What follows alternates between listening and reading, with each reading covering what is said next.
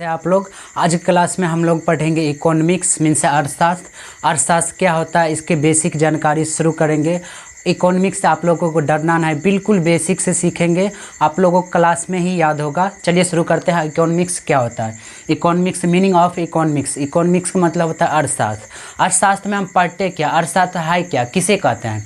तो जो भी संसाधन हमारे पास है, जो भी संसाधन हमारे पास है उसका प्रयोग, उसका क्या होता है? प्रयोग। इकोनॉमिक में यही होता है, जो भी संसाधन हमारे पास होता है उसका क्या होता है? प्रयोग। जैसे मान के चलिए हमारे पास क्या है? भूमि है। भूमि क्या होता है? प्रयोग।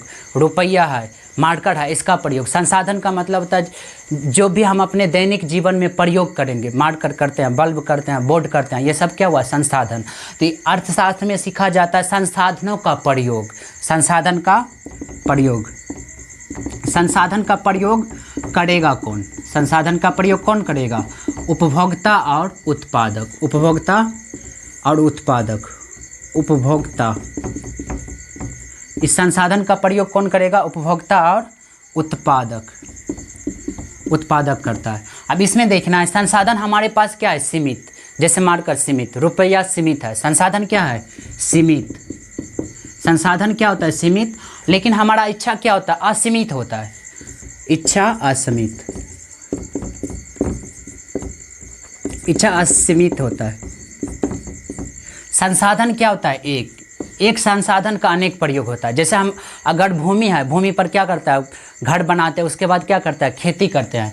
तो एक संसाधन का अनेक उपयोग होता है। एक संसाधन का अनेक उपयोग। अनेक उपयोग। एक संसाधन अगर आता है तो उस पर हम क्या करते हैं? अनेक उपयोग करते हैं। अब संसाधन का उपयोग कौन करेगा? उपभोक्ता और उत्पादक। बस इकोनॉमिक में यही पढ़ा जाता है, उपभोक्ता और उत्पादक। संसाधन का उपयोग करेगा उपभोक्ता और उत्पादक। अब उपभोक्ता कौन कौन होता है? जैसे अभी हमें ज़रूरी है क्या? मार्केट खरीदना है, तो हम कहाँ जाएंगे? हम होंगे, अगर हम खरीदने के लिए जा रहे हैं तो हम कौन होंगे? उपभोक्ता। जिसके पास जाएंगे, दुकानदार के पास, वो कहलाएगा उत्पादक। तो उपभोक्ता क्या करता है? मांग। उपभोक्ता का काम होता है मांग करना। उत्पादक का काम होता है पूर्ति करना। उत्पादक क्या करेगा? पूर्ति करेगा। जैसे हम इससे बोलेंगे हमें एक मार्कर चाहिए, ये हमें क्या किया? पूर्ति किया, तो ये हो गया उत्पादक। और हम क्या कहलाएंगे? हम कहलाएंगे उपभोक्ता, क्योंकि हमने मांग किया है, हम किसी वस्तु को उपभोग करेंगे, इसके कारण हम कहलाएंगे उपभोक्ता। अब उपभोक्ता का संसाधन, जैसे हमें मार्केट खरीदना है, मार्केट खरीदना है तो इसके लिए हमें कुछ संसाधन देना पड़ेगा। तो उपभोक्ता का संसाधन क्या होता है? रुपया। हम इसे रुपया देंगे और समय। तो उपभोक्ता का संसाधन बोलेगा क्या होता है? रुपया और समय। उत्पादक का संसाधन होता है अगर ये दुकान खोला है तो इसके लिए इसे क्या चाहिए? भूमि। क्या चाहिए? भूमि। उसके बाद श्रम। दुकान खोलेगा तो इसे श्रम करना पड़ेगा, काम करना पड़ेगा। उसके बाद चाहिए पूंजी। पूंजी चाहिए। उसके बाद चाहिए संगठन। तो उत्पादक का संसाधन होता है भूमि। भूमि, श्रम, पूंजी, संगठन। अगर ये दुकान खोला है तो इसके लिए चाहिए भूमि, क्योंकि संसाधन इकट्ठा करेगा ना, तो भूमि। उसके बाद उसमें काम करेगा श्रम। उसके बाद संगठन। उस श्रम, पूंजी और संगठन हो गया। अर्थशास्त्र में हम लोगों ने क्या पढ़ा? अर्थशास्त्र में पढ़ा संसाधनों का उत्पादन। उत्पादन। और संसाधन को उत्पादन के बाद वो क्या होगा? वितरण। क्या हो जाएगा? वितरण। उसके बाद होगा वितरण के बाद क्या हो जाएगा? अगर कोई किसी दुकान में गया, बड़े दुकान में गया, उसके बाद हम लोग खरीदेंगे तो वो क्या कहलाएगा? विनिमय। विनिमय। फिर हम लोग क्या करेंगे? उसे उपभोग करेंगे, यूज करेंगे, तो वो कहलाता है उपभोग। तो अर्थव्यवस्था में होता है किसी भी संसाधन का उत्पादन होता है, उसके बाद वितरण होता है, उस विनिमय होता है और उपभोग होता है। अब अर्थव्यवस्था के अध्ययन के हिसाब से दो भागों में बांटा गया। पहला समष्टि व्यष्टि, दूसरा समष्टि। समष्टि क्या होता है? व्यष्टि क्या होता है? व्यष्टि क्या होगा? व्यष्टि। उसके बाद समष्टि। अर्थव्यवस्था को अध्ययन के प्रयोग से इसे दो भागों में बांटा गया। पहला व्यष्टि, दूसरा समष्टि। व्यष्टि क्या होता है? जिसमें लघु स्तर का अध्ययन करेंगे। लघु स्तर का अध्ययन करेंगे तो क्या कहलाएगा? लघु स्तरीय अध्ययन। व्यष्टि अर्थव्यवस्था में पढ़ते हैं लघु स्तर का अध्ययन, और समष्टि में पढ़ते हैं दीर्घ स्तर का अध्ययन। पढ़ते हैं दीर्घ स्तर का अध्ययन।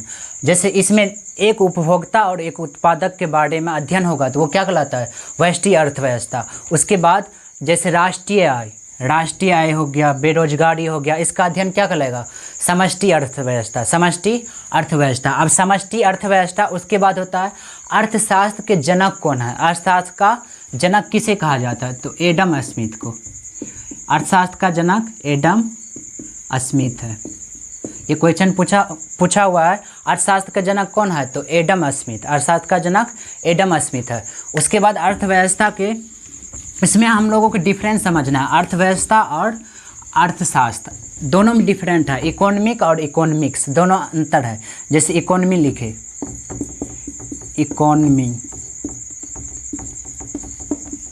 इकोनॉमिक्स और होता है इकोनॉमी।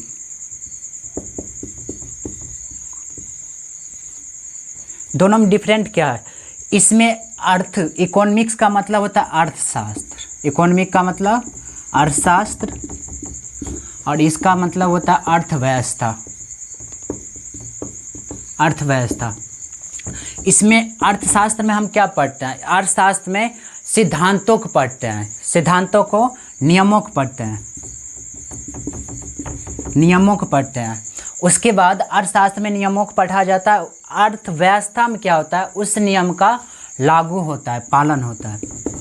अर्थव्यवस्था में उस नियम का लागू और पालन होता है। तो इकोनॉमिक्स मीन से होता है अर्थशास्त्र, इकोनॉमी मीन से होता है अर्थव्यवस्था। अर्थव्यवस्था में हम नियमों को लागू करते हैं और अर्थशास्त्र में नियमों का क्या होता है, अध्ययन किया जाता है।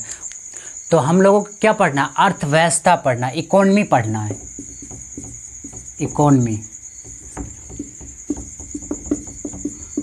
अर्थव्यवस्था पढ़ना है। तो अर्थव्यवस्था को पढ़ना है प्रकार। अर्थव्यवस्था कितने प्रकार के, अर्थव्यवस्था 3 प्रकार के। अर्थव्यवस्था के प्रकार,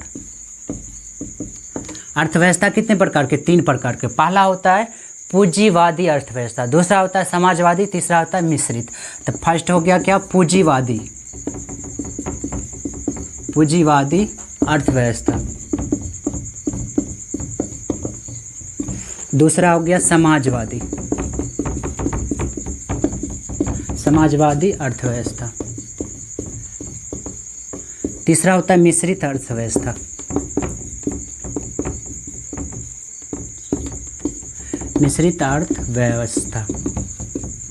पहला पूंजीवादी अर्थव्यवस्था, दूसरा समाजवादी अर्थव्यवस्था, तीसरा होता है मिश्रित अर्थव्यवस्था। तो पूंजीवादी अर्थव्यवस्था क्या होता है, इसे पढ़ना है। पूंजीवादी क्या होता है, इसका परिभाषा ऐसे याद कर लेना है। इसमें अधिक से अधिक संसाधन किसके, निजी व्यक्तियों के स्वामित्व में होता है। इसमें जैसे अधिक से अधिक संसाधन निजी व्यक्तियों के स्वामित्व में होता है। इसमें अधिक से अधिक संसाधन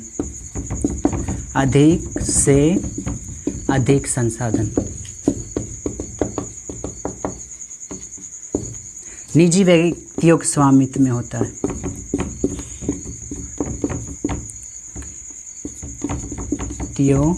के स्वामित्व में होता है।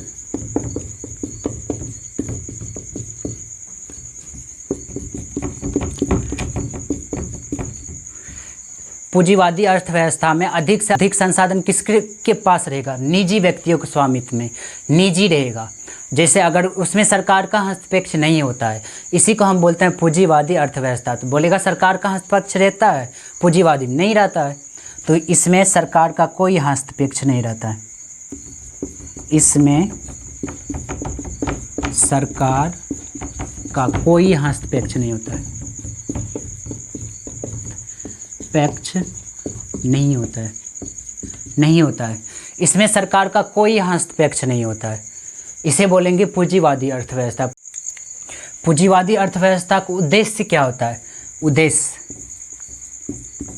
इसका उद्देश्य होता है लाभ कमाना। पूंजीवादी अर्थव्यवस्था का उद्देश्य क्या होता है, लाभ कमाना। जैसे अगर हमारे पास कोई वस्तु है तो हम क्या करेंगे, उसे बेचेंगे, तो उसे हमें क्या चाहिए, लाभ। पूंजीवादी अर्थव्यवस्था में क्या होता है, लाभ कमाना। इसका उद्देश्य होता है लाभ कमाना। उसके बाद होता है समाजवादी। तो इसका एग्जाम्पल जैसे कौन कौन सा देश का अर्थव्यवस्था पूंजीवादी है, ये पूछ सकता है। तो अमेरिका हो गया, न्यूजीलैंड, ऑस्ट्रेलिया,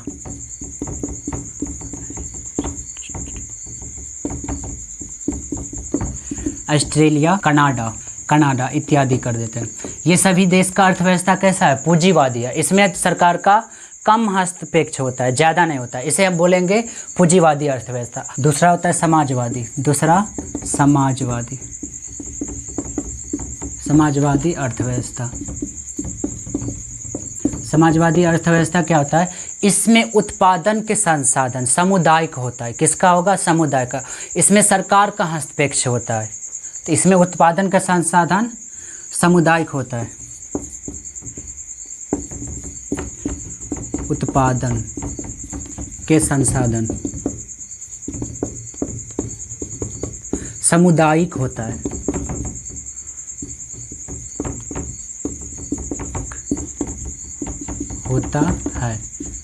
इसमें सभी को होगा। उत्पादन का संसाधन क्या होगा? समुदाय का। समाजवादी का अर्थ होता है जैसे कद्दू कटे सब में बराबर बटे, सबको बराबर रखना है। जो भी संसाधन, जो भी आय रहेगा, आय का समान वितरण। समान क्या होना चाहिए? वितरण। जितना भी आय रहेगा सबको बराबर रखना है। इसी को बोलते हैं समाजवादी अर्थव्यवस्था। उसके बाद इसका उद्देश्य क्या होता है? समाज कल्याण करना। समाजवादी अर्थव्यवस्था का उद्देश्य होता है समाज कल्याण करना।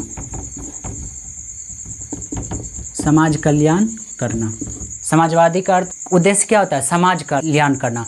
संसाधनों का समान वितरण होगा। इसमें संसाधन निजी व्यक्तियों का हस्तक्षेप में नहीं रहता है। तो इसे बोलेंगे समाजवादी अर्थव्यवस्था। समाजवादी अर्थव्यवस्था कौन कौन सा देश का है? तो चीन, जैसे हो गया चीन, हो गया क्यूबा, हो गया। बोलेगा चीन का अर्थव्यवस्था कैसा है? समाजवादी। क्यूबा कैसा है? समाजवादी। तीसरा हो गया मिश्रित।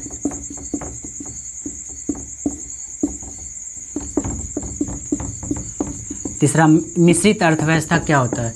मिश्रित अर्थव्यवस्था निजी और समाजवादी अर्थव्यवस्था को मिश्रित अर्थव्यवस्था कहते हैं। निजी और समाजवादी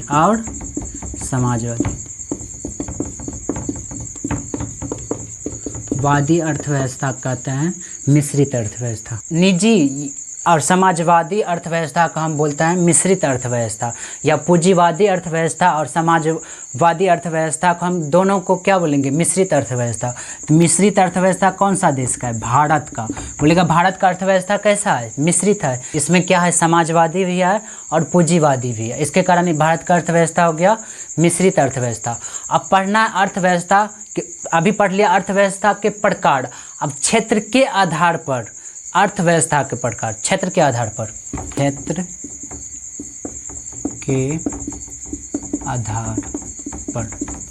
अब क्षेत्र के आधार पर होता है पहले गतिविधियों के आधार पर। गतिविधियों के आधार पर पढ़ना है। गतिविधियों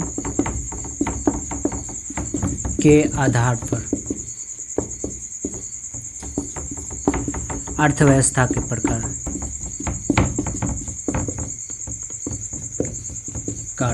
गतिविधि के आधार पर अर्थव्यवस्था के 3 भागों में बांटा गया। पहला हो गया प्राथमिक क्षेत्र। पहला क्या कहलाता है?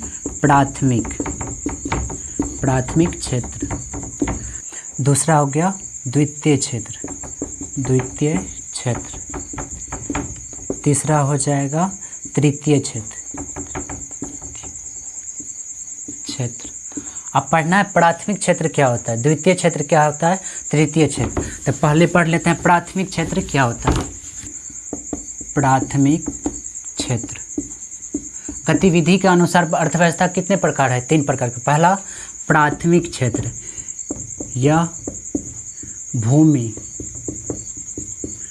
एवं संगठित कार्यों से संबंधित होते हैं। भूमि से संबंधित रहेगा तो उसे हम क्या बोलेंगे?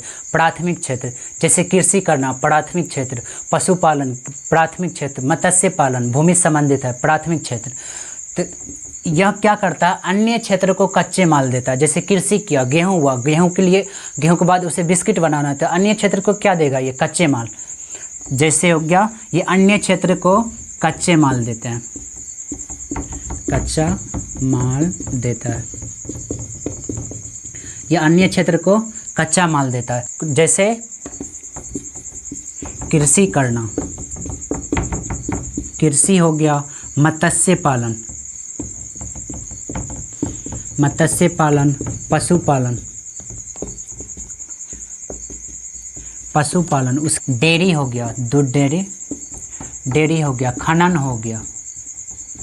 बोलेगा खनन कौन सा अर्थव्यवस्था, प्राथमिक क्षेत्र, कौन सा क्षेत्र है, प्राथमिक क्षेत्र, उत्खनन हो गया। ये सब है प्राथमिक क्षेत्र। प्राथमिक क्षेत्र का उदाहरण कौन सा है, कृषि, मत्स्य पालन, पशुपालन, डेयरी, खनन, उत्खनन। प्राथमिक क्षेत्र में काम करने वाले व्यक्ति को हम बोलेंगे रेड कलर, क्योंकि अगर कृषि कर रहा है, कृषि कहाँ करेगा, धूप में। पशुपालन कर रहा है, कहाँ करेगा, धूप में। इसके कारण ऐसे याद रखना है, प्राथमिक क्षेत्र का उदाहरण कौन सा है, कृषि हो गया, क्योंकि धूप में करता है तो उसे बोलते हैं रेड कलर। अब पढ़ना है द्वितीय क्षेत्र, द्वितीय क्षेत्र, यह प्राथमिक क्षेत्र से प्राप्त कच्चे माल को अंतिम रूप में परिवर्तित करता है। जैसे गेहूं लिया, प्राथमिक क्षेत्र वाला क्या दिया, गेहूं। अब गेहूं की ये क्या करेगा, बिस्किट बनाएगा इत्यादि कई सारे खाने वाले पदार्थ बनाएंगे, तो वो क्या कहलाता है, द्वितीय क्षेत्र। द्वितीय क्षेत्र में क्या होता है, ये अंतिम वस्तु में कच्चे माल को किस में परिवर्तित करता है, अंतिम वस्तु में। प्राथमिक क्षेत्र से प्राप्त कच्चे माल को अंतिम रूप में परिवर्तित करता है,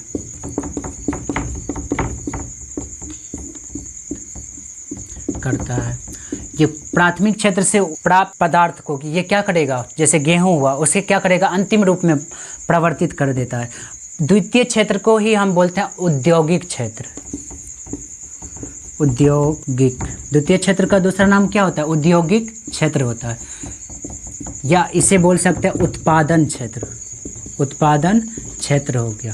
जैसे रुई दिया, क्या दिया, रुई, पटसन इत्यादि दिया, इसे क्या करेगा, रुई से क्या करता है, वस्त्र बनाता है। तो रुई खेती करके दिया तो वो क्या हो गया, प्राथमिक, उसके बाद उससे वस्त्र बन गया तो वो क्या कहलाएगा, द्वितीय क्षेत्र, क्योंकि ये इसी को बोला जाता है औद्योगिक क्षेत्र। जैसे हो गया कपड़ा मिल, कपड़ा उद्योग, चीनी मिल, चीनी मिल हो गया, सड़क निर्माण, ये सब क्या कहलाता है, तृतीय क्षेत्र, तृतीय क्षेत्र कहलाता है। जैसे कपड़ा उद्योग हो गया, चीनी मिल हो गया, उसके बाद सड़क निर्माण, ये सब क्या कहलाएगा, द्वितीय क्षेत्र। उसके बाद होता है तृतीय क्षेत्र। द्वितीय क्षेत्र ऐसे याद रखना है, ये प्राथमिक क्षेत्र से प्राप्त कच्चे माल को ये क्या करता है, अंतिम रूप में परिवर्तित कर देता है। जैसे रुई हुआ, रुई की ये क्या बना दिया, कपड़ा बना दिया, अंतिम रूप हो गया। चीनी हो गया, जैसे गन्ना लिया, खेती किया, उसके बाद ये क्या किया, चीनी बना दिया, अंतिम रूप में परिवर्तित हो गया, तो क्या कहलाता है ये, इसी को हम बोलते हैं औद्योगिक क्षेत्र। क्वेश्चन पूछा जाता है द्वितीय क्षेत्र किसे कहते हैं, औद्योगिक क्षेत्र को कहा जाता है। द्वितीय क्षेत्र का उदाहरण है जैसे कपड़ा मिल, चीनी मिल, सड़क निर्माण इत्यादि, ये सब क्या है, द्वितीय क्षेत्र। आप पढ़ते हैं तृतीय क्षेत्र क्या होता है। तृतीय क्षेत्र से पहले इसे ऐसे याद रखना है द्वितीय क्षेत्र को, इसमें जो भी व्यक्ति काम करेगा उसे बोलेंगे ब्लू कलर। जैसे चीनी मिल, चीनी मिल में धुआं कैसे रहता है, ब्लू, ऐसे याद रखना है। चीनी मिल में हो गया, कपड़ा मिल में, ये सब क्या कहलाएगा, ब्लू कलर। अभी पढ़ रहे हैं तृतीय क्षेत्र। तृतीय क्षेत्र, तृतीय क्षेत्र किसे कहते हैं, तृतीय क्षेत्र को सेवा क्षेत्र भी कहते हैं, क्योंकि ये सेवा करता है, क्या करता है, सेवा प्रदान करता है, इसके कारण इसे बोलता है सेवा क्षेत्र। क्वेश्चन पूछा जाता है तृतीय क्षेत्र किसे कहते हैं, सेवा क्षेत्र को क्या कहा जाता है, तृतीय क्षेत्र, क्षेत्र भी कहते हैं। बोलेगा सेवा क्षेत्र किसे कहते हैं, तृतीय क्षेत्र को। जैसे हो गया शिक्षा,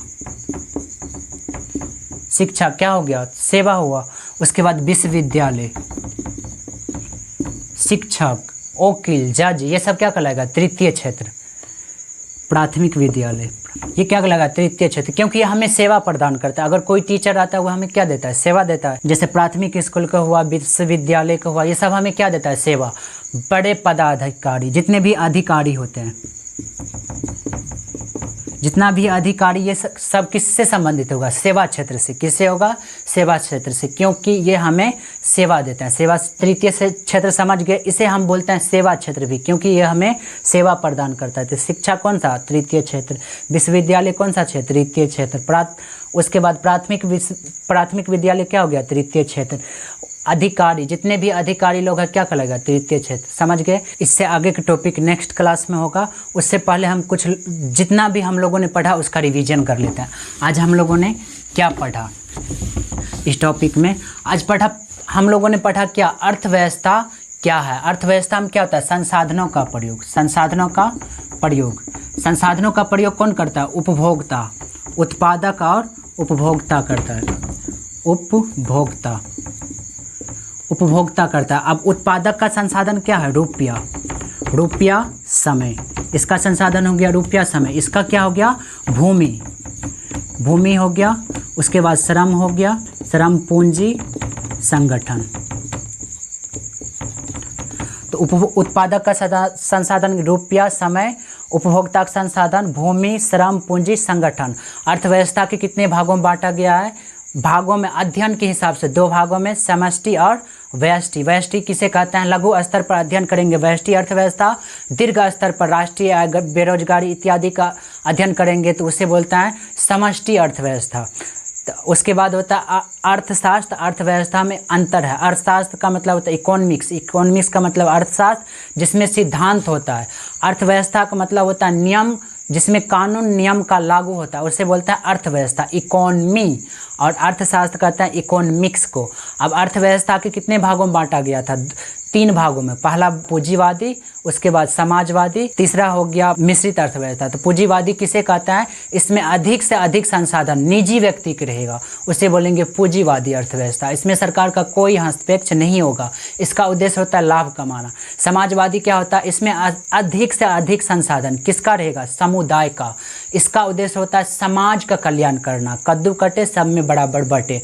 मिश्रित अर्थव्यवस्था का मतलब होता है समाजवादी भी रहेगा और पूंजीवादी भी, तो उसे बोलते हैं मिश्रित अर्थव्यवस्था। मिश्रित अर्थव्यवस्था भारत का अर्थव्यवस्था। गतिविधि के अनुसार अर्थव्यवस्था 3 भागों में बांटा गया, प्राथमिक, द्वितीय और तृतीय। प्राथमिक क्षेत्र किसे कहते हैं? ये अन्य क्षेत्र को कच्चा माल देता है, इसे बोलेंगे प्राथमिक क्षेत्र। जैसे कृषि, पशुपालन इत्यादि, ये सब क्या है? प्राथमिक क्षेत्र। द्वितीय क्षेत्र क्या करता है? जैसे कृषि से क्या गेहूं प्राप्त हो, उसे अंतिम रूप में बदलेगा, तृतीय क्षेत्र हो गया। इसे द्वितीय क्षेत्र कहते हैं, क्योंकि इसे औद्योगिक क्षेत्र भी कहते हैं। समझ गए? उसके बाद होता है तृतीय क्षेत्र। तृतीय क्षेत्र को सेवा क्षेत्र कहता है। ये सभी अन्य क्षेत्र को ये सेवा प्रदान करता है, जैसे विश्वविद्यालय इत्यादि। Thank you for watching this video. Have a nice day, wonderful time.